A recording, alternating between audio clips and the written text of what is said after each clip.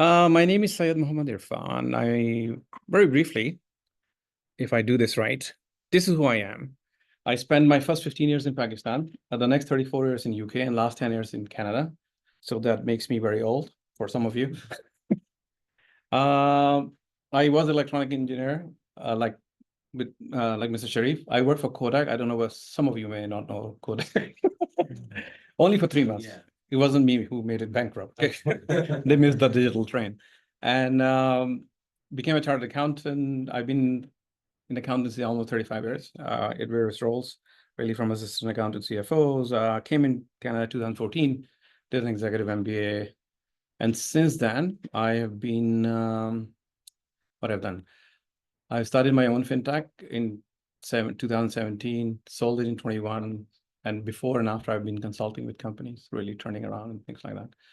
I worked around, 5 continents. Alhamdulillah, I'm very, very happy. Mark Twain said traveling is very dangerous for a bigoted mind. So I didn't want to be a bigot, so I was traveling. Okay.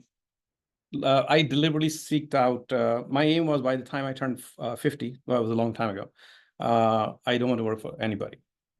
So I worked in different environment, put myself through in a lot of trouble. And I raised my hand, yeah, I'll do it, without even realizing when I was young.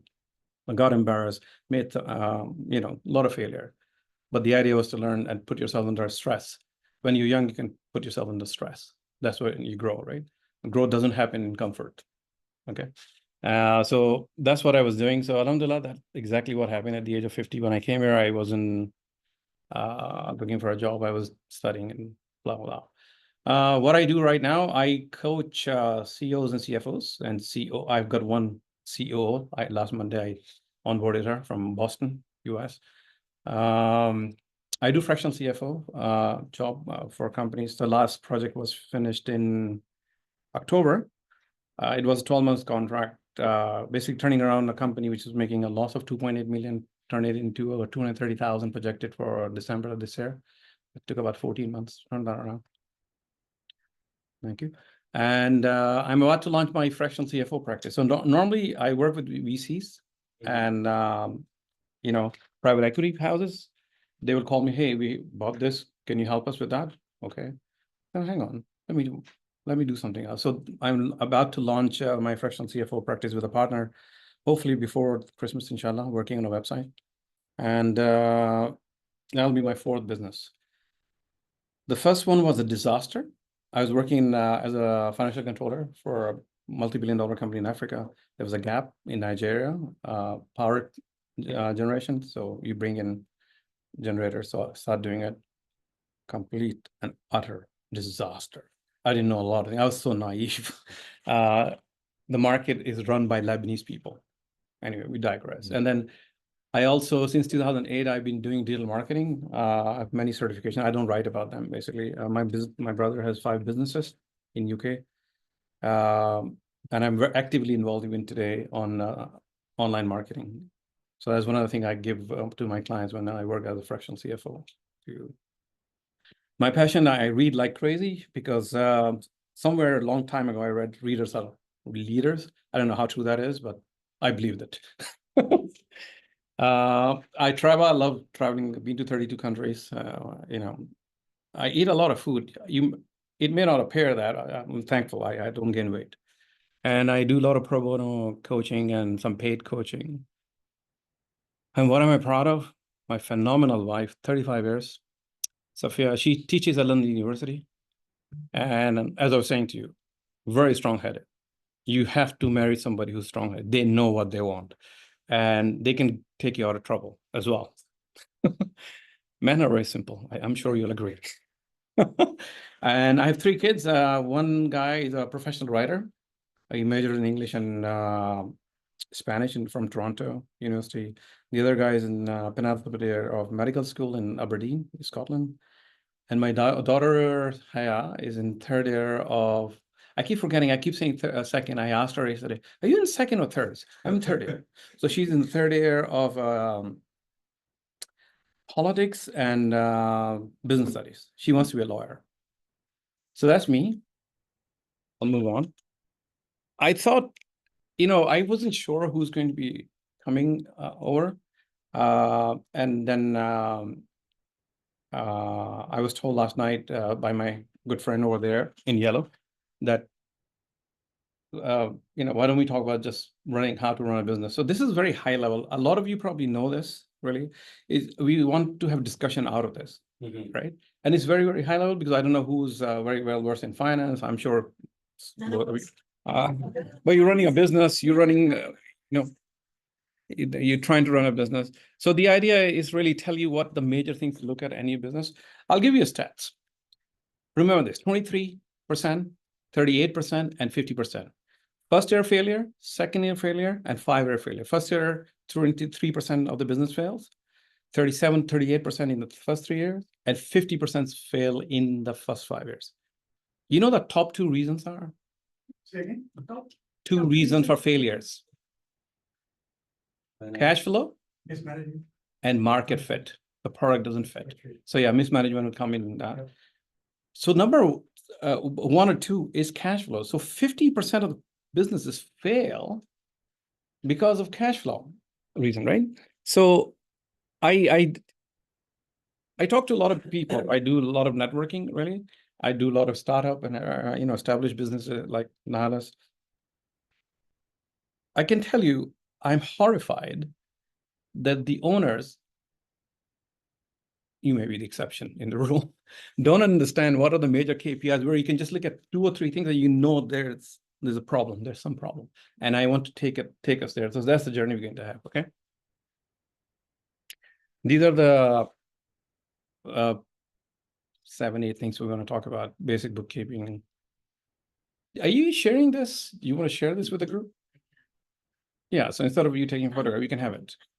We can drawn directly to you, or we have to go through you? No, my LinkedIn. I only have LinkedIn. I didn't do any social media. So we're going to go through this really. So don't take photograph. If you give the email, I'll send it to your shot can send it. Right. Basic bookkeeping. In simple term, you want to know what is coming in and what is going out. That's it. Forget debit and credit.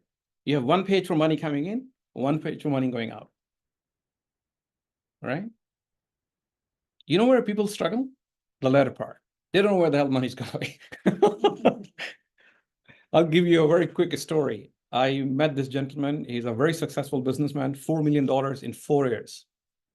And he doesn't know whether he's making profit or not. Right? Because he has no structure. So you remember we talked about putting a structure and process in. Those are missing. So that's all you got to do. Just do this. And then understand some certain things, really. What is the cost of doing business? You have direct costs. Anything costs associated with your product and services. So let's say I sell this jacket. I'm buying it, presumably from China, and putting a label made in Canada or something. That's a cost. In service, like your IT, your hours, how many hours you're developing your team, right? So you need to understand that direct costs impact your pricing. You cannot price a product or service unless you understand what goes in there. So that's what direct cost is, really. And the overheads are everything else, like rent, utilities, insurance, whatever. I'm trying to oversimplify. I'm looking at you and you're looking at me intently. This is not a finance class. It's very high level, but then we can have Q&A, right? So you have fixed and variable costs. So fixed are what does not impact your income. You're going to pay rent, whether you make a sale or not, right? Try not to get into too many fixed costs in the beginning of your business. If you have to work from someone's bedroom or your parents' bedroom, do it. And now that given the IT and technology, you don't really need office. I actually hire office when we have board meetings on an hourly basis. And when I have a big client coming in, if you come in, I have to hire office. And your employees consider as fixed cost? Yeah, you have to pay them salary. Good question. And yeah, right. One other thing I've noticed with people who are like solopreneur, they don't value their time. They don't understand that, how do you earn money? I need to value my time. So whatever, like $50, I just give an example. You could be 100, 200. When you're speaking to your potential client, at the back of your head, you should be talking about or thinking about, hey, I'm going to spend 3 hours onboarding or trying to understand. So the way I take on my client, first half an hour is free. And then if they're interested, I'll spend anything between 3 to 5 hours talking to them. Just to understand. They pay for it. This is not free. The first half an hour is free. But so I normally send them 3 questions, they answer it, and the first 20 minutes about their organization, and the last 10 minutes what we can do. I don't have solutions at that point. I don't know you, so after that, I'm selling my time or my knowledge. Sorry, I just want to rectify something what Shad said. I'm not an expert. I hate to be called an expert. I'm constantly learning. As I said to you earlier, that I read. Everything is moving so fast. If you become an expert, imagine this table is your field. Let's say you're in IT. This is IT. If you become expert, you're here. The rest of the field doesn't exist for you because you're becoming expert is going deep into a very micro aspect of your whole field. So to me, expert is you basically regressing. The moment you start believing you're an expert, you're not going to learn anything. So I'm not an expert, okay? So understand your time. Go ahead. But when you talk to, especially in the marketing area, right? Like you don't know, how do you bring your customers? Like, you may have to spend a little more time to market it, right? Does that consider, like, how do you mean generalize that? Like, so you may talk to 20 minutes to somebody, but he may not come to you as a. That's fine. They get 30 minutes free anyway. But So you're saying initial investment of your time, you're Right. putting towards your Yes. business, that's that you're not counting as a monetary investment. No, so my 30 minutes that I give, so I don't give 30 minutes chunk 5 times a day. I don't. I pre-screen people by sending them questions. If they don't answer it, I'm not interested. If you can't be bothered to answer the question for your own sake, why would I invest time with you? But we are trying to sell something to customer, right? So do we have to take our effort to? I want to come back to Okay. that, really, on marketing. Okay. So why don't you write your question and we'll go through that. That was my first question we answer. I want to go through this very, very quickly. Yeah. So, and the other thing you want to know, who you paying and where your money. So coming in is very easy. You only have 1 or 2 or 3 income stream. You could have a, development cost. You may have a SaaS model, a software service, or whatever, really. Income is a very easy thing to measure. People fret about income. It's actually the expenditure. That's where you lose money. Okay. So understand where you're spending your money. One of the other thing I think we need to appreciate, if you've been with the supplier, I don't care who they are, from Siemens to somebody you don't know, right? Because you mentioned Siemens. Everybody's going to negotiate. You heard of Pareto rules, 80-20. It applies to both ways. Nobody wants to lose a client. They will be willing to negotiate. People don't negotiate. I've walked into so many places. I've been with them for 3 years. It's okay. What's the last time you negotiated, right? Oh, we got a good price. No, you don't. Unless you ask, you don't get, right? Constantly negotiate. And that's where everybody fails. Cash flow. Understand 2 things, really. Money coming in, more than going out, you're in positive. If it's going out more and you're running on your overdraft or borrowing from, family and friends, you're negative. You don't want to be negative in the long run. Short term, you can, you can use some facilities. Only 3 things to monitor. What's the cost of your daily operations, your direct costs and things like that. What's money coming in through your investment? Early stage, we're talking about this mature business like maybe your Nyla. The second option is not really for you guys. In the beginning of your business, you're not investing, you don't have excess cash flow. And then who are you paying? Loans. You want to keep the third part as small as possible in the beginning, really. But sometimes depending on the industry, you can't help it. You borrow big, and there's nothing wrong in borrowing if you know what you're doing. Could you speak a little bit to that about the borrowing in terms of like, what are some parameters to consider when borrowing? So I'm going to give you a broad generalization because I can't be very particular, right? Yeah, right. It's very difficult. if you're in a market, let's talk about you. If you're in a market, you know you're going to sell the product, right? In order to develop a product, you need to borrow $100,000. So I would not borrow. I got the product fit. I'll go and sell it before I'm ready. I get an order. I need one order. That's proof of my concept. Then I go borrow. So, okay, if I need 100,000, I'll borrow 80% of that. Okay. I'll tell you why. You know, the more time or space you allow yourself, you'll fill it. You will actually make a budget of 100,000, you'll fill 100,000. You say 80,000, we're going to do it, you'll do it in 80,000. You need to challenge yourself. I know it's not a very conventional thing to say, really. Everything that I've done in the 3 businesses, even the disasters, I did that. Okay. And I still, when I work with the clients, so how much do you need? I can tell you another thing. Very few people, I don't care how long they've been in business, know exactly how much money they need, because there's so many unknowns. You control very few things, right? So you have a product fit, you have 1 or 2 or 3 sales. You want to get at least 10 sales.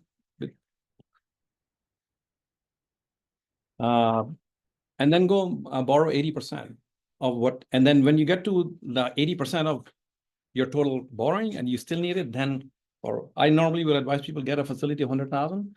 They start taking money bits and pieces. A lot of new startup owners, you can ignore that. Sorry, that was for him. When they get a yes from investors, and I've been in many pitches, they go for the maximum, right? And that's where they fail, because they're not controlling the cost. They say, okay, we have $1 million to spend. You have to pay it back. You remember? Right. Yeah. So I don't know whether that sort of answers. It gives me a comfort, like Yeah. the idea of stretching yourself. Yeah. Like instead of, maxing out whatever you can get, to stretch yourself. So that pushes you and it actually improves your business as well. And the other thing is, that's exactly the point. And the other thing is, why would you take yourself out of being the employee in the beginning? If you start your software company or whatever, if you, let's say you get a couple of investors and here's 100,000 here, why would you not use your time to reduce the cost? Right. So I've seen in few times that, oh, I'm going to hire this guy. I said, but you have this capability. Why don't you do that?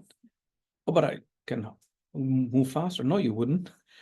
Onboarding, if you work with clients, onboarding is a long process. Right. Yeah. It's not 10 minutes. So as I said, cash flow problems. This is the majority, number 1 or 2 reason in 50% of the failure. Very simple. And I advise all of you who doesn't do budget, do a home budget, get into habit. You do that. I've told my kids, everybody has a budget. Even with their pocket money, they have a budget. This is what tells you where you're going. If you don't have that, oh, I think I earned 100,000. How much you spend on what? 50% salary. I made $10,000 profit. So where's the 40,000? Bills. No, you need to know your cost, right? You really have to monitor that. If you want to be really successful and not fail because of a cash flow issue, this is it. And here are the 4 KPIs for anyone who's running a business. That's all you need to worry about, really. You understand what are you earning, right? And if so, you take the total money minus your cost of sales, which are direct costs and development costs, whatever have you. That's your gross profit. If your gross profit is going down, you know where to nail it, right? Where are you going? What are the elements which are missing or which are not working? If your operating profit, which is gross profit minus all the salaries and utilities, if your operating profit is fluctuating or going down, you need to focus on that. And last but not least, a net profit, if it's going down, then you can look at operating profit or gross profit. Normally, the hit is on majority of the time gross profit, because your overheads, is in the beginning, you're going to control it like a hawk. You don't want to hire too many people. You're working from your home, you understand your expenses. But if you can understand those 4 things and you watch it like a hawk on a monthly basis, don't, you don't need to hire an accountant, to be honest, in the beginning, the first 2, 3 years. The irony is, the flip side, a lot of people hire their accountant very late when they have made a mess. Or somebody who can tell them about finance, right? So you understand that you take these 4 KPIs, the key performance indicator, you know what your business is doing well or not. And good luck. And thank you. Question. So let's talk about your, let's do a live case study. Go ahead, explain to me what you were asking me. So you said, you give 30 minutes free to the customer. From there, you ask them to pay for it, right? No, not the 30 minutes. After that. Yeah, after 30 minutes, right? But 30 minutes is just to give it introduction. You can only just give a little bit introduction. They may have multiple competing products. How do you convince them to come to you? You may get more money only if you can convince them and bring him in, right? But you have to put that up front. If you not ready to put maybe 4 to 5 hours, understanding what they're trying to do in a high level, maybe at least, and try to propose something. How does it? So there's, there's one thing you can't fake. Experience. Mhm. You can't fake experience. You can fake anything else. You can be on Instagram, on the airplane, right?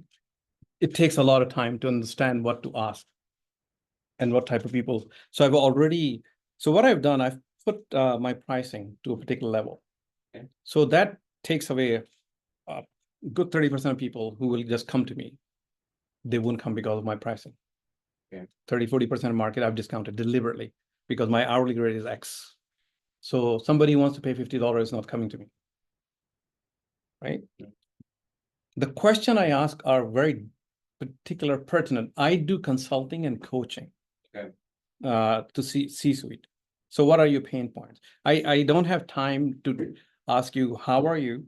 You reached out to me, you want something. I'm going to be very direct, save you time. I'm not going to talk about your dog, your family, Yeah. I'll do it when I onboard you because you're going to pay for that. I'm not going to spend half an hour talking to you about your family. The questions are very simple. There are 3 questions. The first question is, thank you for reaching out, or it's a statement, really, tell me your 3 major pain points. What are you doing to address them? And how can I help?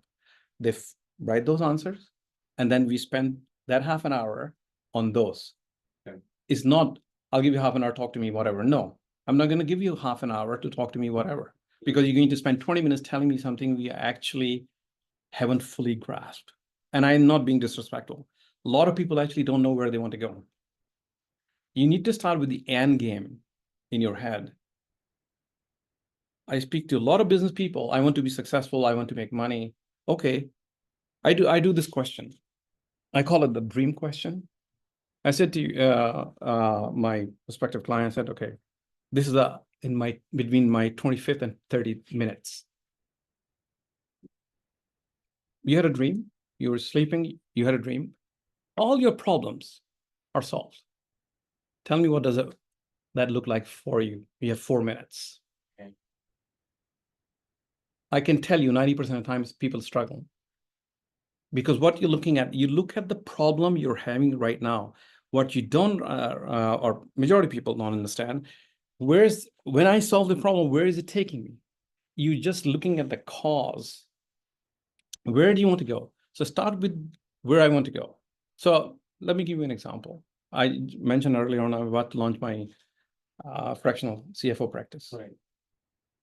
I'm 61. In 4 years' time, I want to take it to a point where I'll have 100,000 profit and sell it. That's it. There's nothing else. I'm not interested in anything else. Focus. There's a lot, because of social media, and all of us seen social media growing in front of us, right? It has created such fragmented thought process. It's shocking. Nobody has time to think more than 4 or 5 minutes on one thing and they jump. Why? So if you want to focus on a product, so understand the market fit of your product. Again, I don't know what you're selling. Right. Yeah. You cannot be, I did consulting on Friday with this IT person. This is what he was doing. He was reaching out to all the companies, every type of company selling his solution. And he's got 4 people for the last 6, 7 months paying. I said, who has developed what expertise, deep understanding? Who's your ideal client? If you try to be everything to everyone, you're no one. Yeah. So whatever product you're selling, you work out who you're selling to. You sell it to one type of person, that's your market. Who has read Blue Ocean Hair? Thank you. To try to focus, and in that focus, I'll give you an example in a minute. In that focus, you can create so many opportunities. But what we do, we go like this. True, like, Yeah, don't. Because you're going to, this is what happens. You know, when you try to please everybody, you're going to get very frustrated. You're not going to learn anything. You're not going to close any deal. But if you focus, it's totally opposite. You close a deal much quicker. When I started my fintech company, I'm not a very good salesperson. It took me 8 months to close the first deal because I didn't know what the hell I was talking about. Instead of worrying about what you need, I was telling them what the product can do. It wasn't fitting right. So that's what I would do. I will look at my product, look at the competition, look at who's my ideal customer. And you're not going to get your ideal customer first time. Maybe iteration, right? 1, 2, 3. But at least what you're not doing is going to 4 types of customer. You're thinking, okay, here's my customer. Let me try that. Let me make 50 calls. And by the way, I used to sell financial products. Okay. Phone calls work. They still work. I don't care what, I still make a lot of phone calls. And one of the things you want to do on phone calls is smile. People sense that. It's a sign of a very positive mindset. When you smile on the phone, people become they become more receptive to listening to you, really. I think that's it. I hope that sort of answers. Yeah, I think so. Yeah. Okay. The smile was a good point. Let me know that. That's most of the businesses. Peter Drucker, I'm sure you heard of it. So he was a very famous. He passed away. A consultant. He was consulting IBMs and BMWs in the 1950s and 60s, right? Mm-hmm. He wrote a book called Competitive Strategy. It's about 600, 700 pages. There's one thing stuck in my head. You know what he said? Every business has only 2 objectives: making profit and marketing. And 99% of business fails or suck. This is his word, not mine. Suck at marketing. And what you were talking to me, if you think about that, really, how do we all of us buy things? How do we buy things? Listening to this bombardment of messages. Yeah. So one other thing I tell my clients is read psychology. If you can understand human psychology, you'll be a bloody good salesman. Because how would you convince me to buy your service if I'm in that field? So there's a lot of nice books, really. Baldini, he wrote Art of Persuasion. There's one. So one other thing, my fervent wish, really, that everybody that I come in contact with would read human psychology. If we can understand how we think, we'll be better at presenting, selling, talking.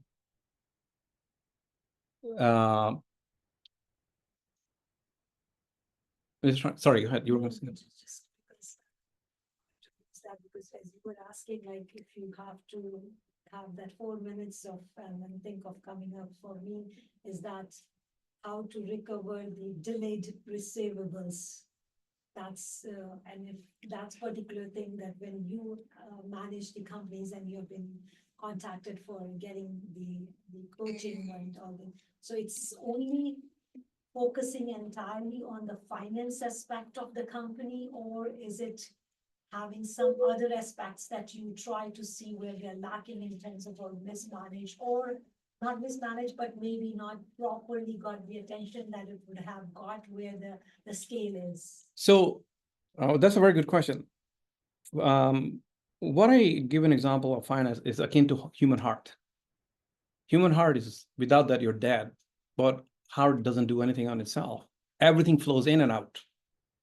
So finance department is like that. Everything flows in and flows out. I have to catch what is coming in and where do I have to redirect those resources.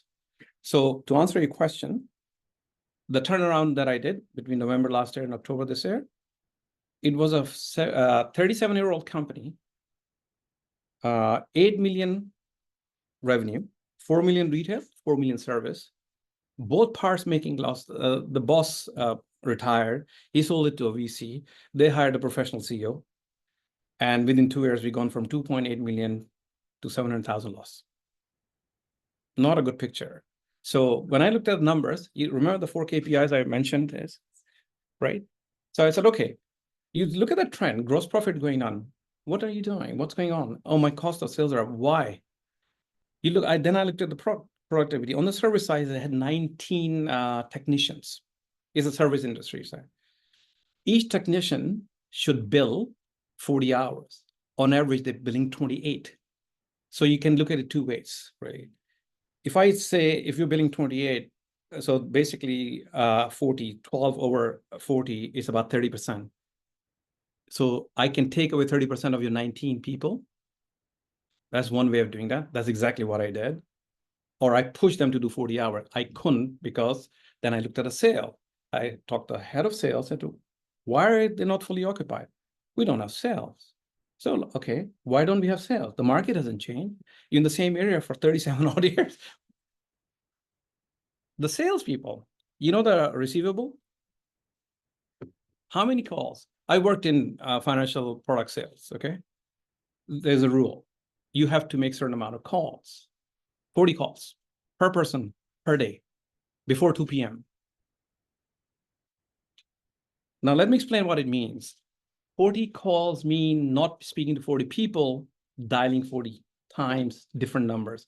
You're going to capture maybe half of that, right? And then you will have meaningful conversation between 1 and 3 people, and you're going to close one. It's a numbers game. So I went to the sales guy, I said, how many calls are you guys making? Average, 7 people in the sales department. So 7 times 40, 280 calls a day. They're making 50 to 60 calls a day. I said, okay. His name was Robert. You would not know him. I'm not going to tell him his last name. I said, Robert, you have a choice. I sack half of your team. You tell them to make 40. I could give you 2 weeks. So when I work with VCs or private equity, one of the conditions I said, put down, I said, you don't hire and fire. I do that. There's no favoritism. If you want me to turn it around, I'll do it my way. So they agree to that. Because if there's a problem and I'm going to carry on taking that problem or problem issue with me, it's not going to help. So when I look at the finance, everything emanates out of finance. So you can look at the sales issue, you can look at the receivable issue, everything is interconnected. So the receivable guy, we were averaging using our overdraft facility. We had $2 million facility. We were using 1.6, 1.8 every month. We have outstanding of $2.8 million. What is going on? So I go to the head of credit department. Again, he's been there for 7 years. How many calls? Difficult to say. 3 people in total. Okay. Give me a number. I'll tell you tomorrow. 7 years. So that's a red flag to me. If you've been 7 years, you can't give me how many calls you made. Next morning, he comes into my office. That was in Vancouver. He said, I think 5 to 6. I said 5 to 6 per person per day? No, between us. I said, I got up. I was extremely annoyed.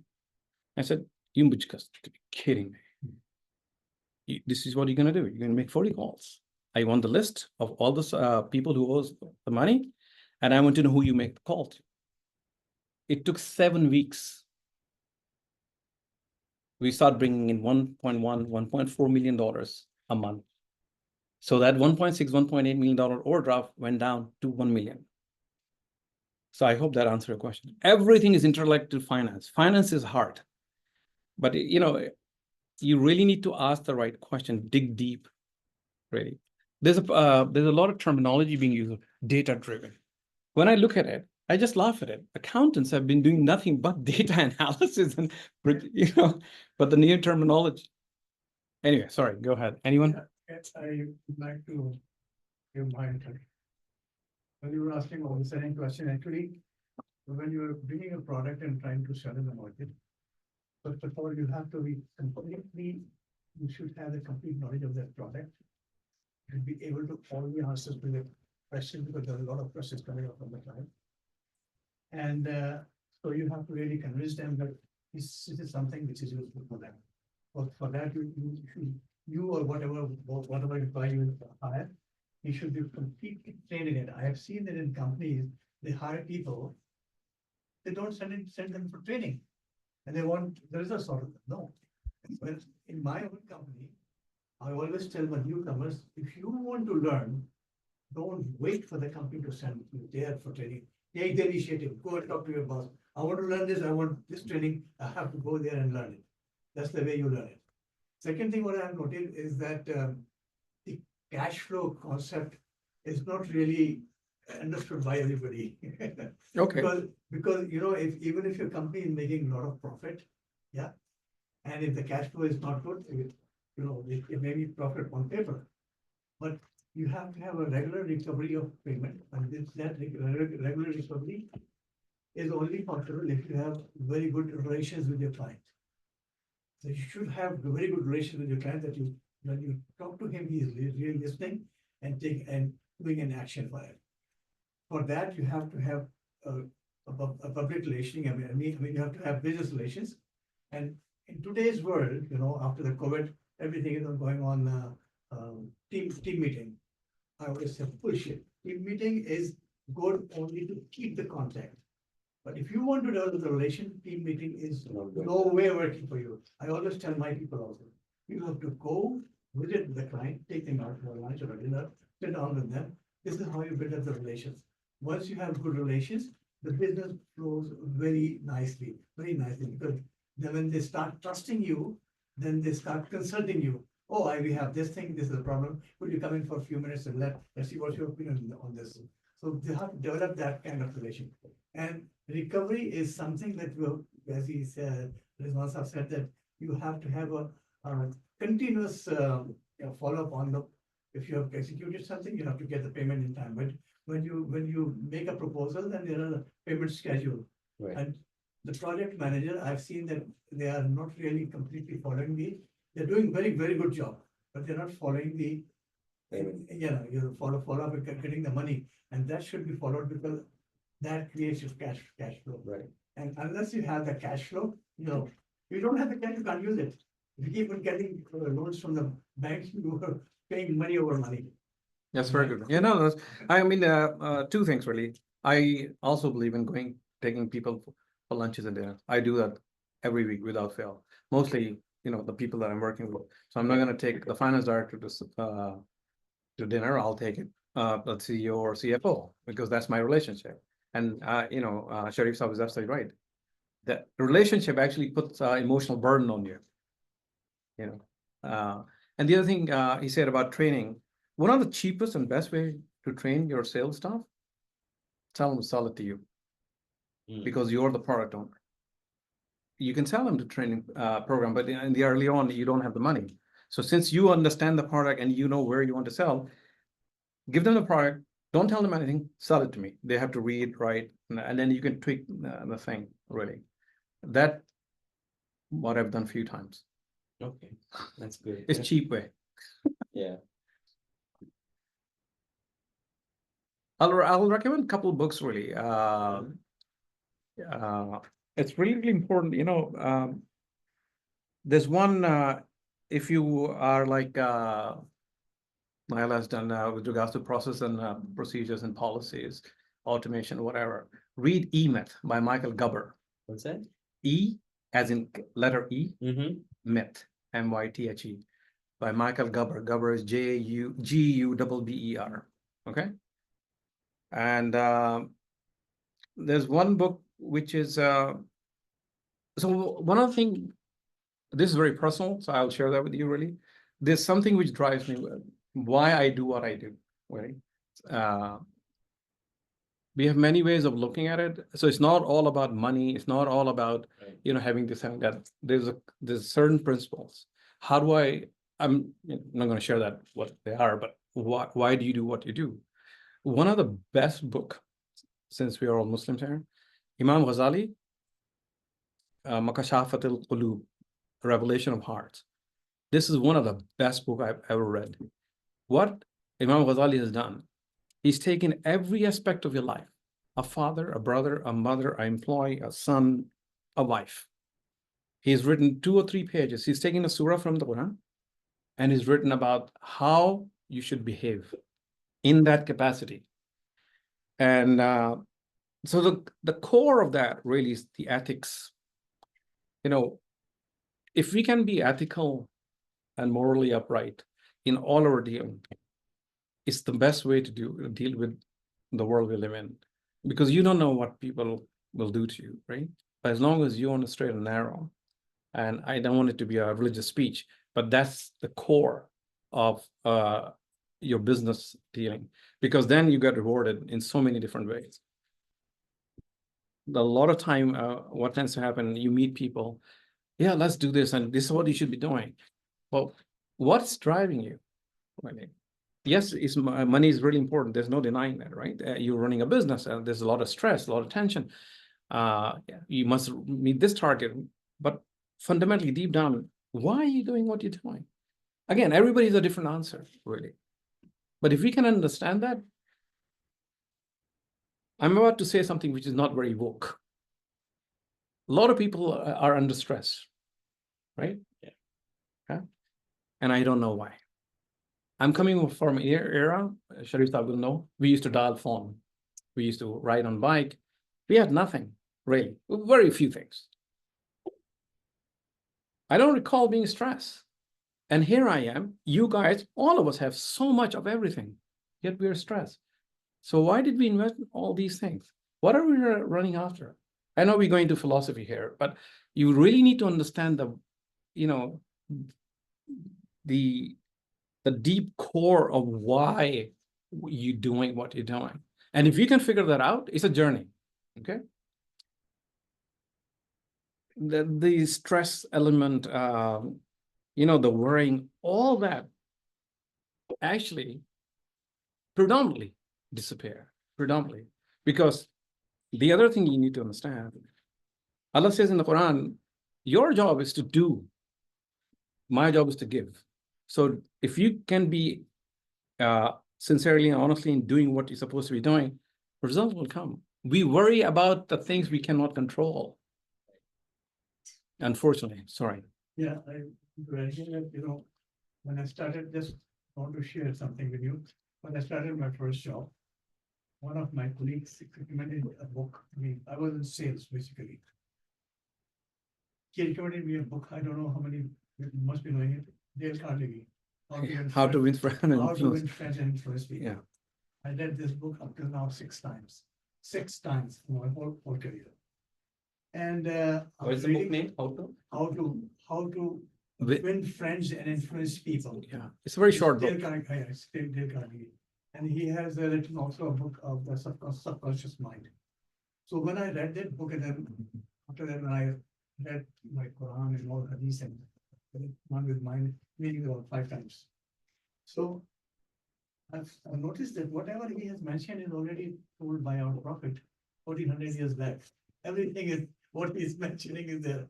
And in, for example, there's a book like Subconscious Mind, and it just said that whatever you keep it in your mind, if you think good, everything happens good in your life. If you think bad, and everything goes bad in life. It is in the Quran several times mentioned in the Quran. Acha socho, acha hoga. Yeah. So there, I mean, if you study more and more and more and more, you will come to know that.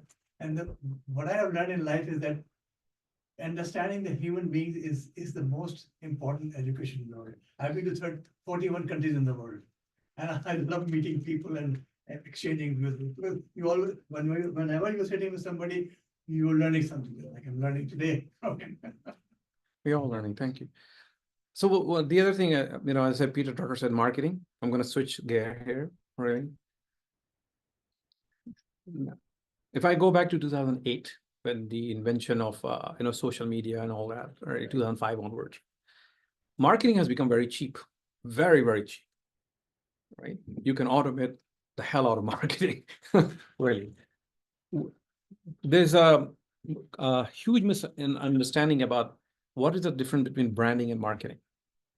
So branding is actually getting your name out, your brand name, which is a very different thing than marketing. Marketing is taking a potential client Right. to a journey, telling them, hey, this is what we do, this is how it fits in your world, and let's talk. A lot of people do marketing. Very few people do branding. And when you, sorry, you were going to say? No, I agree with you 100%, and that's what I'm regretting right now. That I didn't spend enough and I didn't look into that aspect of it. And now I feel like I am one of the 3 top companies in the industry now. And Sure. the growth is unbeatable. Within 5 years, 30 centers, and my competitors have been like, they are been pioneers. They have been last 15, 20 years, but the growth is no match that how I have. But I haven't developed that brand. Let me help you. I lack it because I am in so many boards. I am at the Ministry of Education on the CBN board Sure. and everything. And just because I've been vocal and presenting, not because they know that they knew the company, nothing that's it's on my personal approach and all those kinds of things. But that's what you're saying is 100%. And I build up this company with putting so much efforts and everything and struggling with all those phases. And now not people know that how the company has been developed and the growth and where we are in the market. So you've done a lot of hard work, really. And that's also not part. the proper approach, because my thing was, if I had the people like you to support me and to guide me, I would have been in a different platform, different, and maybe would have been in a top that people, at least 10 people out of 1 people knew about the company. But I was unfortunately had no business sense, just to tell you. And you're so successful, mashallah. I like to have that kind of sense. That's no business degree, no business experience, no background, family background, anything, but it's just the urge. The to do tenacity. something. Yes, to do something, no matter which company, no matter which industry, no matter what, but I have to do something. I have to. I was the person like joining Seneca college courses, HR course, account course. Everything. Every few sessions and leaving and joining, and trying to see what I can do, and then that, and then started tutoring, and then doing that, but yeah. It's a was journey. A bit of a journey, but again, when you know those concepts, I ended up in a business not even knowing. When people were asking what is ROI, can you tell me? And I was totally, I just tried to play around with the words at that point with the client, and I learned a hard way, and it took me a different, otherwise, if I had the knowledge and had the people and expertise, it have been a different journey. So Absolutely. thank you for sharing that. To be honest, you've had an amazing journey. If anybody tells you they've never failed, they've never succeeded. If nobody has failed, you can never succeed. Failure is the step towards success, really. And failure doesn't mean that you lose everything. Right. Like Nyla's journey, I've done this, right? You go through a process. But, you are in, let's say, top 10% in Canada in your industry, really. I'll give you a very clever way of branding.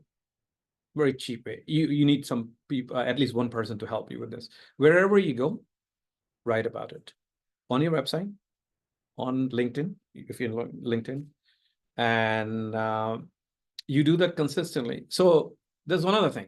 You can have all the talent in the world. If you're not consistent, you're going to fail. And Nyla is a story of being consistent, right? Trying this, let me do this, let me do this. We all, even in your professional world, you just have to. I used to get in trouble with all my bosses. I'll tell you a story. This is 1990. This is the 34 years ago. I'm working in a shipping company, and you have different sizes of ships. So the smaller the ship, they can go anywhere because the depth of the water, which is called draft, it's not required a lot. The bigger the ship, you can only go into a few ports, limited number of ports. So I was reading about it, and the company had an office in Hong Kong. So I'm speaking to the CEO, a Pakistani gentleman, Khan Babi, God bless his soul. And I said, sir, we should buy small companies. I'm 6 months into my job as a financial controller. And he said, come into my office. Okay. He's been doing it all his life, shipping, right? And he said, so we had mixed portfolio. So largely about 80% big and 20% small. We had 30 ships, really. So about 6 small. I said, sir, we should buy small because there was a recession in, if you remember 1991, 92, there was a recession, and ships are being sold literally 50% of the cost. And he said, how long you been in the shipping? 6 months, sir. This is my first job with you. I was working for JP Morgan before that. And he said, why are you saying that? I said, because A, the sales are there. You always need shipping. Goods need to be moved globally. We have very good cash. It's sitting in a bank doing nothing. So let's invest, let's sell these, so you can rent ships. Let's rent them at cost to cover our cash flow. Let's not make profit because of the recession. But he calls finance director, who's his daughter, properly qualified finance director, first time passes 23 years of age, chartered accountant in UK. That's a big thing, really. I didn't qualify until I was 30. And she listened to me and she said, okay, put a proposal together. I've never done a proposal in my life. I said, okay, I'll do it. I go home, I start reading like crazy, bought 2 books. I still use one of those to go back, wrote a proposal. 2 years, I ended up in Hong Kong, run their Hong Kong office. The point is not to impress you. The impressive point to you, you have to take risk. You have to be willing to fail if you want to succeed. They could have said, turn around, what the hell do you know? No, they were respectful and they saw the eagerness. I was 34 years younger, so I think I thought I knew everything, at your age, And so the point is, seek trouble, professionally speaking. This is what you're going to learn. Canada, as I was saying, I have to be very careful what I say, but having lived in, like yourself, this is my 11th country. This is when I came here, the first 2 years, it took me a while to understand how to talk to people. Because coming from UK, having worked in US, here, there's a lot of conversation which are tied to ground level. Let's say that. I'm being very careful here, right? In order to go to the first, second, third floor, it takes a long time.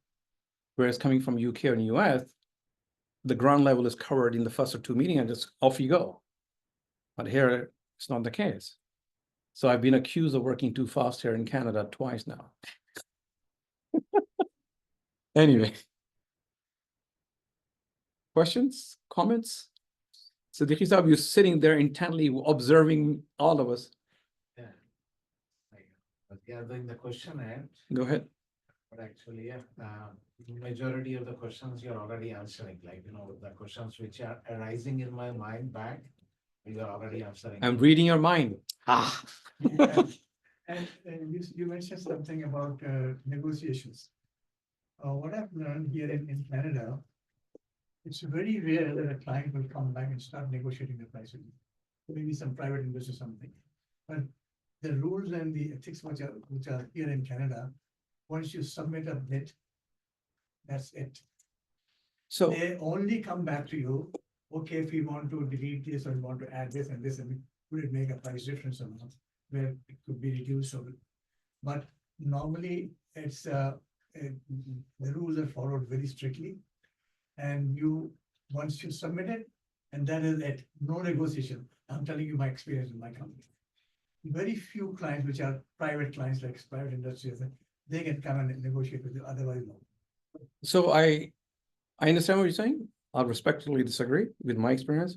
When I came here in 2014, my first assignment as a CFO was our third-party soft drink company in Etobicoke. They had a contract with Loblaws and Coca-Colas of this world. And those contracts, if you ever read a contract, they're punitive. If you make one mistake, they'll take money out of you. And you don't even know. You have to actually read that contract. If you, this company was making drinks for Coca-Cola, Minute Maid, the little thing, that we were producing 100 million units every year, right? So the contract actually said that you must deliver this time, particularly the time. So you're sending a 53-foot container to a place, their central warehouse, and you got a slot for 2 hours. That's it. If you miss, sorry, you're not taking that truck. Each truck is $48,000. I'm talking about 2015, right?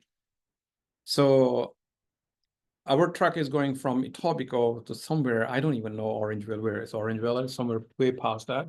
Ontario is so huge, I didn't even know, it's so big. So my CEO says to me, "Oh, we missed a delivery."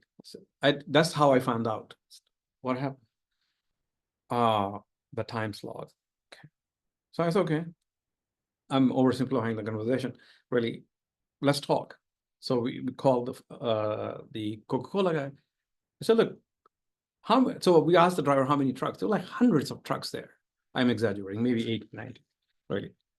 So you have 2 hours. You wouldn't have the capacity to download. You have 7 bays. They had 7 bays. So each truck takes 15 minutes. If 80 takes time, 15 minutes, you're never gonna get past 30 in 2 hours or 40 maximum if you're really fit. So why are you giving us 2 hours? He said, let me look at it. So I gather all the data and I said, this is what happened. So sorry, you have to take this order. We can't lose $48,000 of gross revenue. So 3 weeks. We were called, my CEO and myself, into Coca-Cola office downtown. Yeah. And they said, they took the truck before and said, we need to work with you guys because we were not the only people doing that. There were 7 companies in Ontario. Coca-Cola doesn't make those things themselves. They outsource it, right? So my CEO, he was from Iraq. He was on some forum, like you are in many forum, on third-party producers. And he just dropped a comment on the phone saying, look, I have to talk to all my colleagues, all the business people. So imagine Coke losing potential and everybody start negotiating. So that's why. So as long as you have the really good evidence and data to back it up, I can tell you one thing through my experience. I know you have experience as well. Everything is negotiable. Everything. Yeah, that's right. But the thing about whenever the contract is normally the company, they are lawyers and they check each and everything and then their negotiations on that. You remove this clause and add this clause. That's why it took 3 weeks. Yeah, that's why, this is how you save yourself. And all these terms and conditions with the company, sometimes it takes weeks, back and forth, our lawyers, their lawyers, and others. And I always say to the management, all these terms and conditions, TNC, what we were discussing, it's only ifs and buts. If your project management is good, you will never get into this problem at all. True. To be honest, the 80-20 principal predators rule. Nobody wants to lose a business. Nobody wants to lose a producer, especially when they're making good margin. So just so you know, retail, if you want to sell anything to Walmart, they want 40%. There's no discussion. So that means you have to build that in your costing. Yeah. Right? And you're going to throw multiple channel yourself, transportation, an agent in between you, all that. To be honest, when I was working in Nigeria, the multi-billion dollar company, I was negotiating with Siemens and big engineering companies, Rolls-Royce and all that. Everybody will negotiate. It's just you need to have the data. You need to actually understand where their perspective. I don't believe in everybody's heard of win-win thing. There's no such thing. And relationship comes in there too. Yeah, In my previous experiences, I know that there was strict clause of liquidation damages.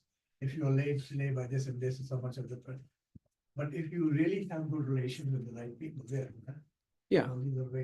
You have made a mistake, you are late, all the way. So this concept of B2C and B2B Right. Yeah. is just edge to edge, human to human.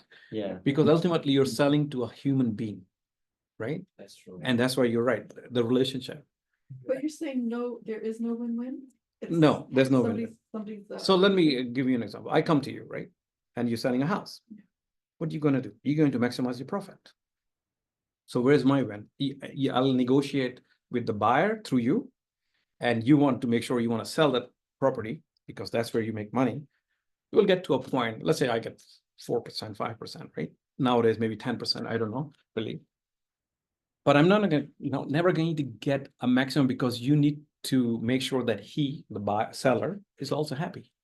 Even though the market will dictate, so there's no, perfect market. The economy, the model, if you go back, the equilibrium of information doesn't exist. No one has perfect knowledge, right? So buying house is very emotional. Okay, so if my wife, thankfully she never did that, but let's say she said I'm going to buy this house. I'm stuck. I'll negotiate to a certain point, but you're not going to help me to a point where we all win-win. There's no win-win. It's a very good thing. Sorry, go ahead. I was gonna say though, I think it really depends on, because I do work with buyers and sellers. I always tell them, step into the other person's shoes. If you are a buyer and you're like trying to squeeze, the best price, of course, that's what the buyer wants to do. And so the seller has to understand that, just like when the buyer is like, well, when you're in the seller's shoes, you're going to ask for the highest price. So the win-win, the way I'm understanding it, is like bringing both sides to the table and having conditions and terms that are favorable, not necessarily favorable for both, but agreeable to both. Because the buyer wants to buy the house, the seller wants to sell the house. So it is like, both parties are coming together so that the win-win is like, no one should feel like, oh, this person, took advantage of me. And I think that's what people don't like. No one likes to feel like they've been taken advantage of. You heard of buyer's remorse? But that, I don't necessarily experience that, because when I'm working. Well, no, with you're not buying it, you're selling it, right? No, whether I'm working with the buyer or with the seller. The idea is like buyer's remorse, I think, happens when somebody feels pushed into something. So if you take the time, and if this is market dependent as well, because sometimes the market is, there was a time just a few years ago, you had to make a decision very quickly, within hours, basically. So it's like, this is where you have to prepare your client in such a way that this is the market that you are wanting to buy, and this is how the market is going to function, and you will feel a lot of pressure. So when a person understands that, they are making a more informed decision. And so buyer's remorse, I think, happens more often when people are pushed into something and they, purchase something, which is like not a small thing. It's not like, I went to the dollar store. So this is where, as a salesperson, you are also preparing your client, whether it's on the buy side or the sell side. So I understand what you're saying, really. Ultimately, you actually would not know how far you can push the buyer, how far you can push the seller. There's a pretense for it. It's a dance. Okay? It's totally a dance. It's a dance, right? Yeah. So that's why everybody throws around this terminology, like B2B, B2C, or win-win. In real life, it doesn't happen ever. Because if you understand human psychology, the 7 deadly sins, we are all still greedy. The moment we came out of a cave, you think we have changed just because we have a computer? Yeah. No, we're still greedy. Like, Please do. everybody is greedy. I'm generalizing. You Yeah. may have a different No. experiences. I find that there are greedy people, but greedy people usually they're successful in a moment, with a certain group of people. And even in sociology, there's that, the idea of people doing things just for the greater good. But if I'm only selling my first house and I'm greedy and get away with it, Yeah, you I'm done. can. Exactly. Greediness can happen like in small doses, right? Or I think now, because of social media, it can happen in a much larger context, but it cannot, I don't think it can go on forever. Greediness has a limit.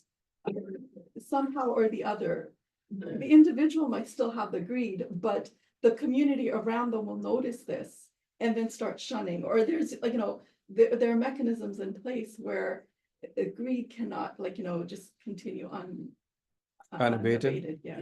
Yeah. As I said, I don't want to discuss philosophy and psychology. I'll agree to disagree. How's that? Like, getting a little bit ahead to this discussion, what you are telling us, that there is nothing called non-negotiable, everything is negotiable, okay? And we are taking consideration into the discussion of what Sheena said, just like, there are some greedy people and all. So here it is a conflict that you are saying everything is negotiable, and as per this discussion, there are some things which are non-negotiable. Considering the fact in this market, in this part of the world, there are many such products or items which are monopolized. There is no competition and there is non-negotiable things for that particular item. Take instance as like Apple products, like we have very less competition. Okay, 80% of market share is captured by Apple, whereas Samsung has very little share of like 20 to 30%, something like that. So in that scenario, it is non-negotiable. Like if Apple wants to sell that mobile for $1,000, they will sell it by hook or crook. There is nothing called non-negotiation. There is. How come? Don't buy Apple. Yes. That's just simple. Don't I buy don't it. have Apple. And then My they daughter buy it. has.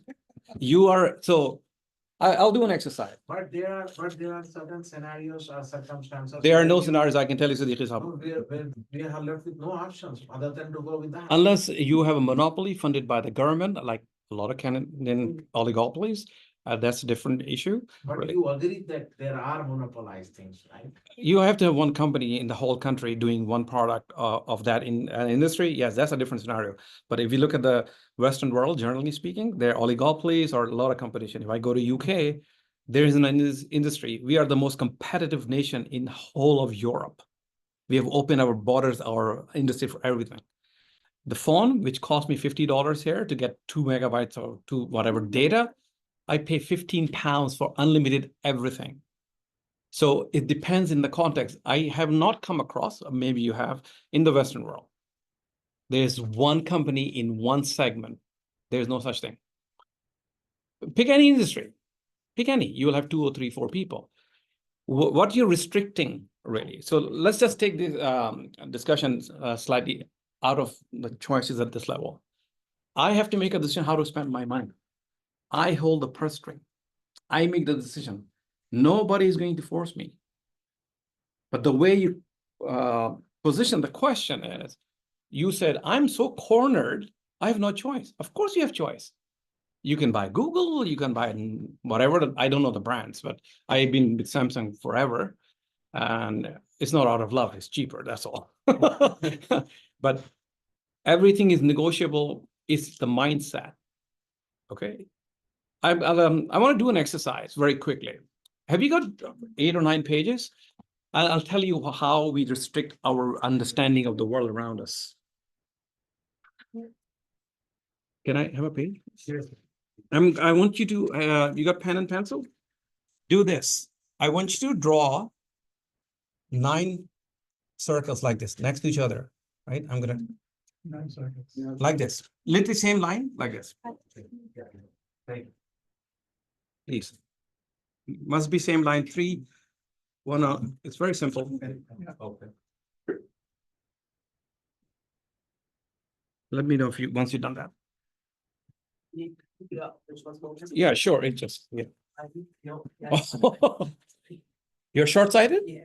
Oh, gosh.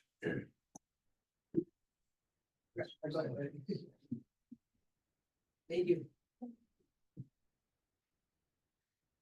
You finished? Are you still doing it? Yeah, okay. This is what you're gonna do. You cannot lift your pencil or pen. You cover all of those things in 4 lines. I don't care how you draw the 4 lines. Go ahead. Do you know that? Don't do that. You want to do You it? cannot pick up your phone, pencil or pen. You can only draw 4 lines to cover all the circles, those 9 circles. Does it have to be straight? Draw it the way you want. Actually, I knew it long back, but I can recollect and do, but I am not participating. I know, I figured out. No, do it if you figure it out, but don't show it to anybody. 4 lines. One extra. Sorry.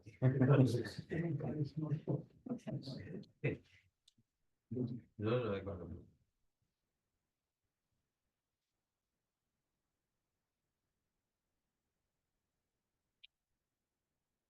And whoever I'll pick random, this is not to embarrass anybody, it's just to do an exercise so we can all learn from this, okay?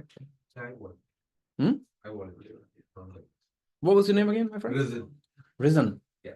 Risen. Risen. Raza. R-I-Z-I-N. R-I-Z-I-N. N. Yeah. Resin, okay. What does it mean?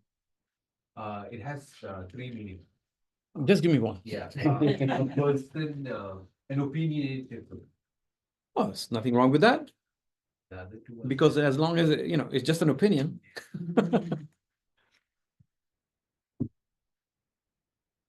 And your name was? Doesn't. Jazim, yeah. Okay, hands down. Okay, who's done that? Okay, Jazim, why don't you show them? And then, no, come here, show it here, and then I'll tell you why you can't do that. Why you haven't been able to do it, majority of people, right? No, no, I just. Yeah, show it on the screen. Whatever, hold it out. You want me to hold that for you guys? Okay, I'll do it. So you have to start from this corner, Okay, go like that, okay.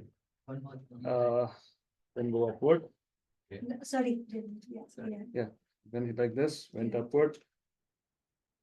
Go like this. Oh, okay. 4 lines. 1, 2, 3, 4. 4 straight lines. No, but the dots. Do it again. No, but the top ones are not connected. Yeah, there was one. They are. I said you have to connect all the dots with 4 lines. Yes, so that, but not. They're all missing there. connected. It's No. not complete. I'll show it 1 second. Okay, this is 9 dots. Okay, 9 dots. Use a different color. They're not gonna see the color that far. Okay. Start from here. Stop at this corner. Go upwards.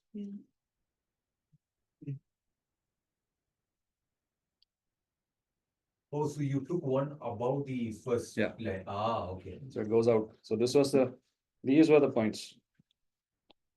But whereas, Yeah, he took one above. He So- started one above the first. May I line. borrow it for how this? can you do that? You can. Have a seat. Thank you so much. No, I don't need the pen. You know why you weren't doing that? Because socially, we are programmed to have limits. The limit is the dot. Who said? I said 4 lines, but you will already have assumed the limit is dot to dot. Correct. And yeah, so everything is negotiable. Sorry, you want to take a picture? It seems you are very much influenced by Donald Trump. No, it's not the Donald Trump, because this is also address certain points. Our limitations are self-inflicted. Exactly, you're right. So experience is like a double-edged sword. It works for and against us. So that's why, I said earlier, you want to be in uncomfortable position or situation where you take out that assumptions, and then that double-edged sword gets really sharpened, because you know that the possibilities are limitless. We have there's a social construct, the society we live in, that gives you a restriction of mindset, then our personal experiences, which also restrict us further, and then the company we keep. So the more you travel, the more different things you do, and the more you talk to different people, the more you're going to learn. And that doesn't mean your learning is complete. It never is. Yeah. The most dangerous assumption people make is they understand something in its entirety. That's a very dangerous assumption, that I understand a thing in its entirety, because that's you stop learning. Whatever profession you are, I don't care, really. So we are beholden to social understanding of how. The other thing is, you said opinion, right? Yes. Yes. We concern about what people say. As long as what you're doing is correct, why should you care? Why should you care what the people say? Yeah, it's socially What's good for you? okay, really. And how do we innovate? If you look at the history of any innovation, it came out of failure. And then it also came out with the fact that people were willing to forget the opinion or thought process of other people. I'm going to do this anyway. Let me fail one. So I think it was Michael Jordan who said, he took 10,000 shots to prepare for one shot every time on the court. He said, I didn't fail 10,000. I prepared for this one shot by taking those 10,000 shots, right? So this assumption that I've been doing something for 5, 10, 15, 20 years, and I know everything very, very dangerous. And I want to give you an example. I mentioned Imam Ghazali, Ibn Sina, or known as Avicenna, Ibn Rushd, Averroes. You read these people of these, the history of these people, they were polymath. They were good at 4, 5, 6 subjects. The concept that you should be master of just one thing is a very new phenomena. You go back to, I would say, 1850s, so Industrial Revolution, 1754, another 100 years, and then rich people started making factories. You want to be good at this.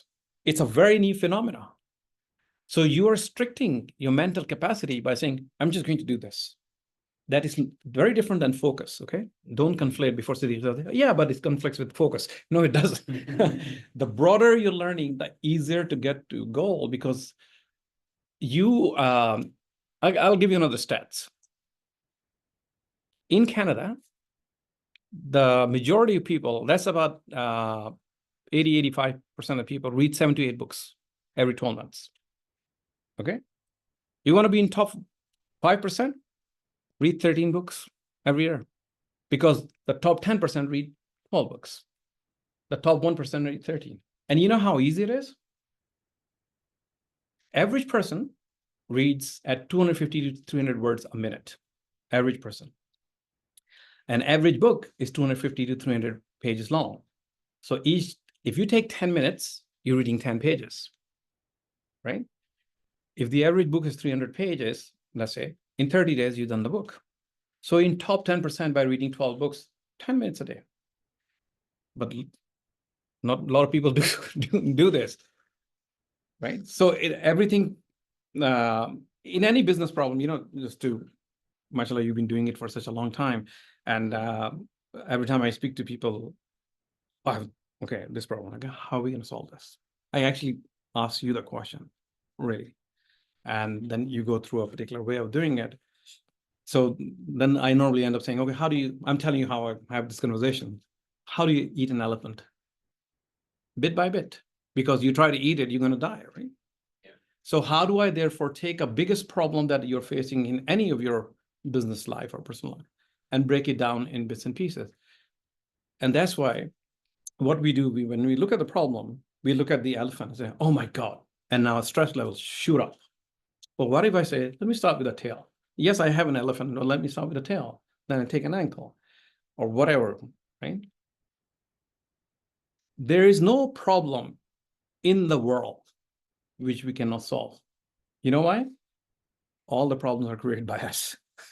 So we are the architect and the solution provider, is the perspective and the way we look at it, really. If you look at a problem, like when I was hired to do this turnaround, when they told me, oh, this is a successful company is making almost $2.8 million losses. So I could have taken it in multiple ways. How the hell do you do that? You're so successful, you were making profit. What? How did you do that? The way I did it, okay, you made a loss? Let's go through your P&L. Where are the trends going up and down? Just focus on bits and pieces. It took 12, 14 months to do this, really. And it's a lot of work, right? You look at a problem and you try to chunk it down to maybe 3 to 5 or 10 pieces. That's the best way, even when you're starting a business. And we can talk about marketing, really, if you have any question on marketing. That's one of my favorite subjects, because it includes human psychology, constant learning, AI, Google, everything, For a couple of questions. One is a comments really, and one is a question. Going back to the other conversation about win-win, about the fact that both parties don't have perfect information about the perceived values of what the house might be valued. Because for instance, the buyers might value the house a lot lesser than what the seller might be valuing the house, right? So the lack of information that's the market thing. And then that might create a situation where both parties feel they're wrong. Don't you think? Like if a seller perceives a value of house is $100,000 and the buyer thinks it's only $50,000, so both of them kind of win in that situation, don't they? Well, if the buyer gets to buy it, yes, and the seller sells it at that price, that's a win-win. but they know he's not gonna sell it. It's a matter of perception. So perception, right? But the perception might be elected to something else. Maybe it has an emotional value. Maybe the location is super cool for the person who's buying it, or something else, right? So That will only happen Yeah. if Yasmin is negotiating on your behalf, you want to pay 50,000 for my 100,000. I say, I'm not selling, but she convinced me to sell it. Highly unlikely. You have more experience of that. other way around, what I'm saying. Wherein someone wants to sell it to me, he's happy to have 50,000. But I'm willing to pay 100,000 because I know the actual value of that house for me, because of my emotional value, is $100,000. You're a bad businessman. No, that's not true. Like, it might have other, I might have a. big Yeah, you may conversation have- that might come up. May have grown Something up in the else. house when you were young and you're buying it. Yeah, perfectly normal. Not just emotional value, right? It might be that there might be some other prospects within the house that might have not been, that might not have been tapped. It might be It's untapped quite potential, possible. Right? Yeah. Think, and not just for the house, but other things as well. There might be untapped potential in a business, for instance, that I see, wherein the person selling it might not see. But why you want to do that when you know the person is putting 50,000? Why you want to? No, but that person's not seeing the value that I Doesn't see. matter. That's her, that the person's fault. Yeah. That's the person's ignorance, that not knowing the market, whatever it is, why you want to educate. So either you do a charitable or non-profit organization to educate that person, have the market value of the product or whatever services that they are, that your competitors are doing this, why you are, or you just take the advantage of that, that's his failure, and you take it and you grow. This scenario that you're describing, It's not just how Very you hard to sell it, right? That's exactly what he's saying. The scenario. Like the seller just wants 50,000. He knows that it is worth 100,000 and he just paid 50,000 anyway. Yeah, So oh, both okay, people are I happy. thought he's saying, Yeah, that's what he's pay saying. 100,000, okay. Yeah. that's what I thought. I thought you said you're gonna pay 100. Yeah, sorry, I misunderstood. Right? So there's a house, and I own the house right now. I see that house is a very old house, which is pretty much useless for me. I've got nothing from it. I see the value of that house is $50,000. There's a seller coming up to me and saying, I'm gonna pay you $100,000. Wait. Oh, Yeah, I'm gonna buy it, sorry, I'm gonna buy it for $100,000. Because that person values that house at $100,000 because there might be something, there might be an emotional value attached to it. sorry, what's your name again? Sifada. Sifara, let me just make it short. I just trying to understand it. I think we understood it correctly.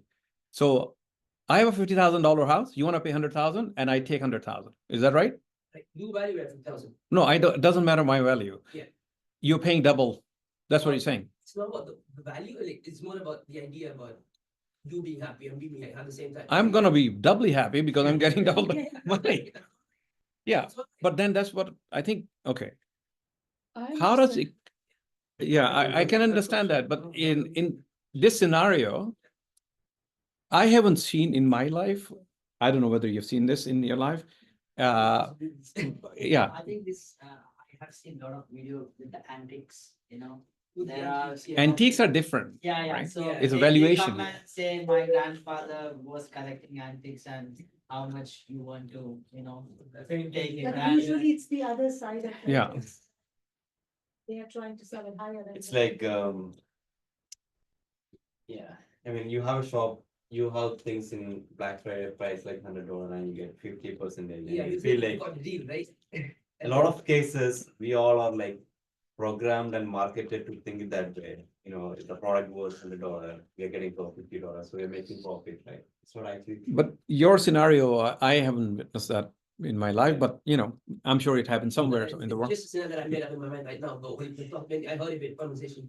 And I think the point I wanted to make was about the lack of information from both parties. Like, both of them have their own perceived values, and that. Well, in your case, you're paying 100,000, you don't have lack of information, you knowingly double paying the information. I have, maybe the house has, maybe the house is gonna earn me money. I have found a way to make money out of the house. Maybe I have a people working for that or something of that. And it's not, it's just an idea, right? And it could be that. As the I'm house- saying, I don't want to labor the point, Yeah, but I have not witnessed this. yeah, Yasmin can answer that. From what I understand, yeah, if this, I want to sell it for 50, yeah, you see value for 100. yeah. Because maybe I'm very thirsty. But would you tell me that you want to pay me 100 when I'm marketing it for 50? Yeah. Why would you do that? Maybe, right? And see, this is what happened actually, like, a few years ago, say in 2016, where it was just house that was rickety, broken, no, nothing has been done. And they were selling it for a high price, and somebody else said, you know what, I'll buy it for more. Yeah.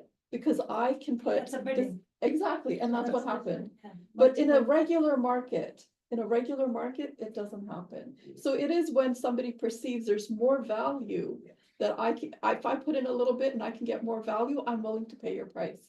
And, you know, is it a win-win?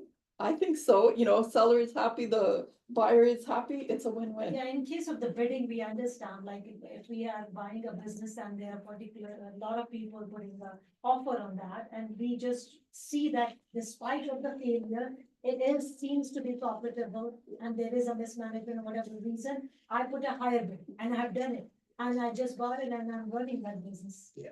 But looking at the financial, it doesn't make sense, and still people are putting bidding, Yeah, but that's what I it's just got crazy. it a higher bidding. Yeah. And, The that's- context, I think what is important is the context, Exactly, really. that's my point, yeah. Yeah. It could depend when it's from a business as opposed to a house or something else. That was my first comment. So what was your question? I think there is a statement which can summarize this whole discussion. This is something I read about negotiation somewhere, I don't know where it was. Negotiation is the art of, you know, distributing a pie so that everyone feels they got the bigger piece. Yeah. So then everyone's happy. That's why there's no win-win. Yeah. Somebody got a bigger piece. It's just It's just a a feeling. They perceive that they got Yeah, a that's- bigger. that's what It's a feeling. No, It's that's a actually perception. happens. It's It not actually real. happens. But anyway, sorry. No, I would like to know, actually, I wanted to ask, I'm sorry if I'm hijacking, but in terms of buying a business or, you know, taking over or something, is it just those 4 KPIs that you're going to look at to decide whether it's something that you would want to purchase? So I'll defer that to Nyla. She is a buyer and seller of business. No, it's all different. Either you look at the KPI or you look at the return of investment.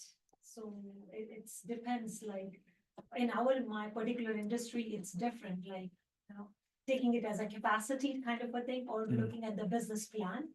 And what's the profit margin? Because in general, I know he will tell more, but for us buying any business, you have to see that you're getting your investment within 3, maximum 4 years. That's the general norm in Canadian business, then, that your investment should be back within 3, maximum 4. And now looking at the KPI or looking at the ROI, that you have to, it depends how the business has been.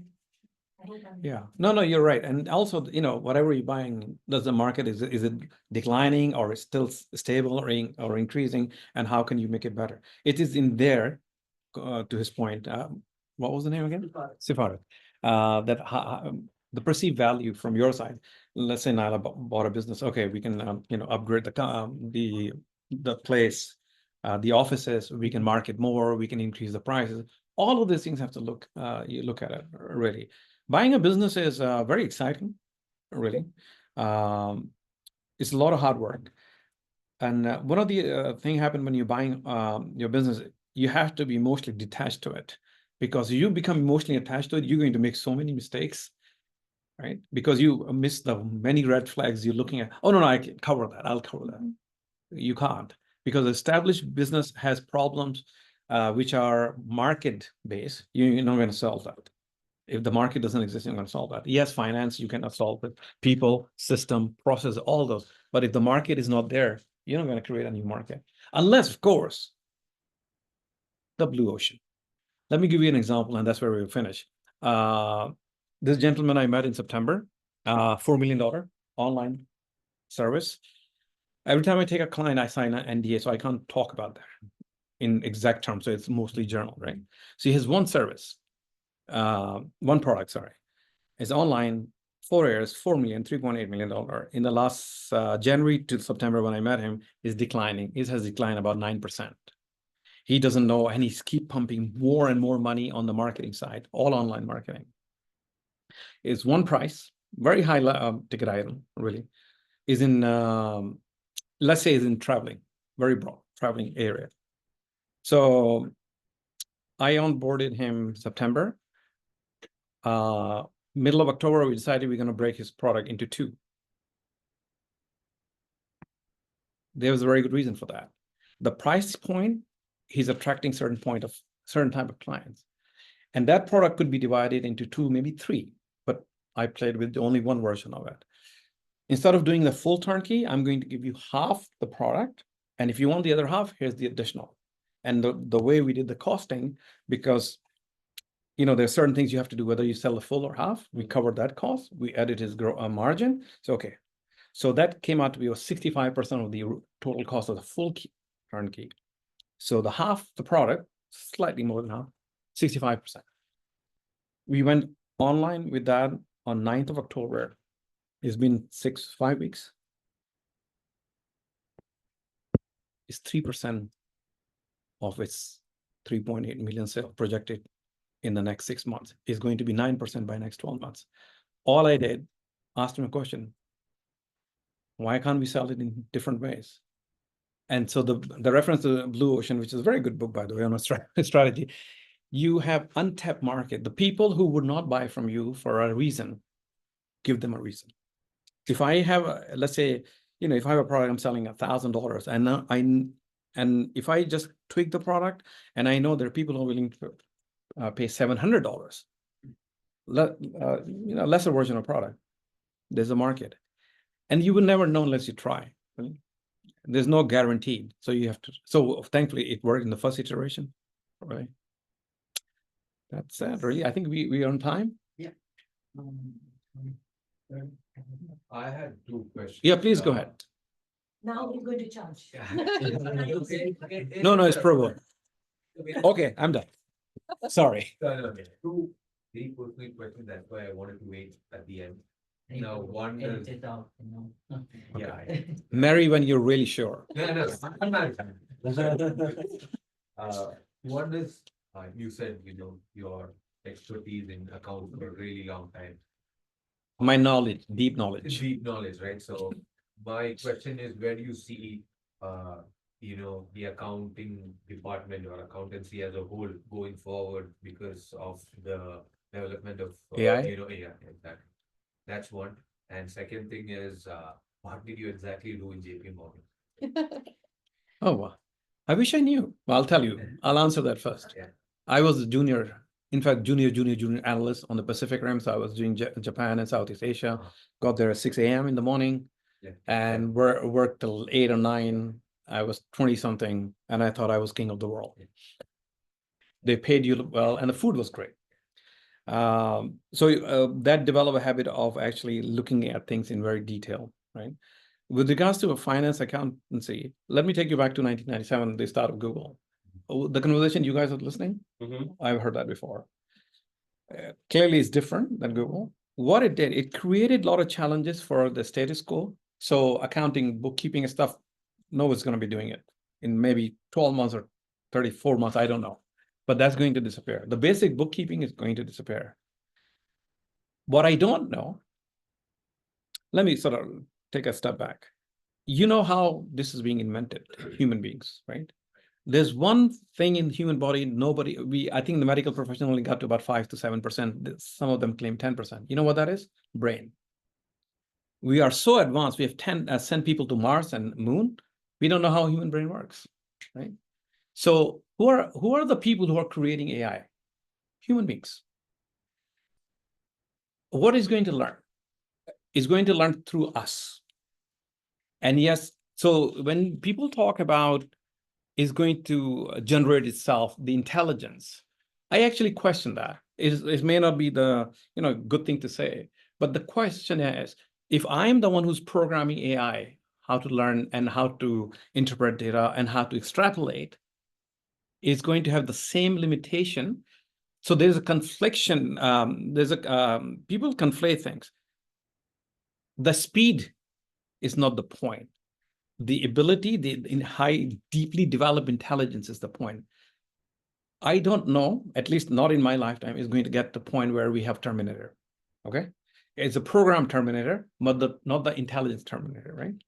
So where I see where accounting particularly is going, since that was a question, is all the basic bookkeeping, transactional aspects can be AI'd, for lack of a better term. Where, let's say Nala comes in, hey, I'm thinking of buying something. So the contextual element is missing, unless you're going to, the only way out of it, I take the project from Nala, I dump everything in AI. Yeah. even then, it's not going to give me 100% answer because, you know, the hallucination issue, you know, it sometimes overthink. I don't know. That's what I'm reading. So I think that's where we going. Any profession. My daughter wants to be a lawyer, and somebody told her, "Oh, they are going to be no lawyer. Who's going to argue the case in the court?" Right? And the other, and this is the last point I'm going to make on that. Really, human brain.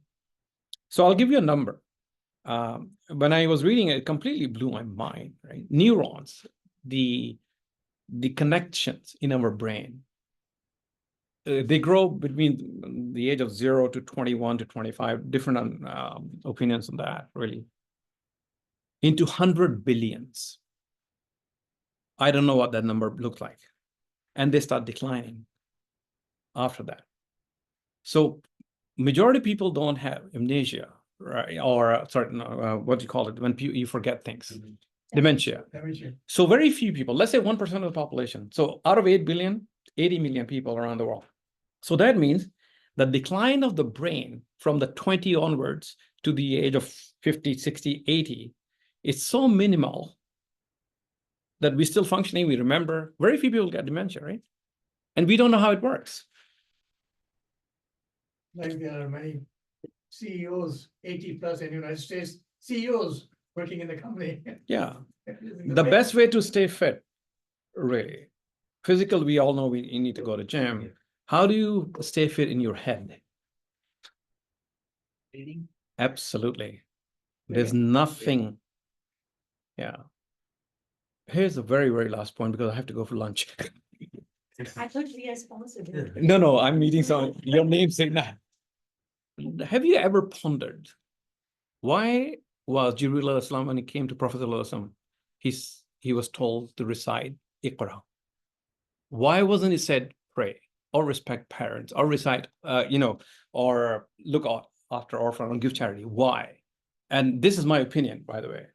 And I've spoken to a lot of the so-called scholars, really, and especially YouTube scholars. You know what Iqra means? Read or recite, right? When you're watching TV, catch yourself thinking. Your thought process is very minimal. When you're consuming data visually, only half of your brain is working. We have left and right. Left's more artistic, right is more prose. Yeah. So when I read, I'm doing two things. I'm reading, ingesting that information, trying to understand, and then visualizing a solution. So both sides of my brains are working. That's why Iqra was said. My personal opinion, you can quote me and I can have a long debate on this, on something. But that's why reading, that's the first thing God said, read. There's a very good reason for that. And as I said, and here's my concluding remark, readers are leaders. Thank you very much. It was wonderful to meet you guys. Thank you.